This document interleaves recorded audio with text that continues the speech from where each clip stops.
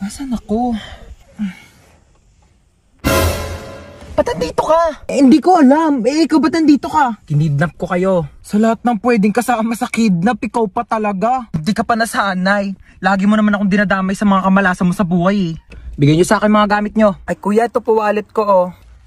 Pasensya ka na kuya, yan lang kaya kong ibigay ah. Sabihin mo lang kung may pagkukulang, kaya ko namang gawa ng paraan. Huwag mo lang hanapin sa iba. Ay, ito po bag ko kuya oh. Marami pong laman yan. Sobrang pagdududa tsaka pagseselos ng isa dyan. Problema ng dalawa. Akin ang cellphone nyo. Ito po kuya. Kinidnap ko ang anak mong si... Princess po. Princess. 1,000,000 kapalit ng buhay niya. Ay nako, sabi ni Princess wala na raw halaga ang buhay niya. Simula nang naghiwalay sila ni Jobert. Sinabi mo yun? Princess, tumingin ka sa mga mata ko. Oo. Ba naman tong mga to, wala akong mapala sa inyo. Bakit mo ko niloko? Ilang beses ko na sinabi sa'yo, Princess, hindi nga kita niloko. Ay, sino yung babaeng kasama mo nung nakaraan?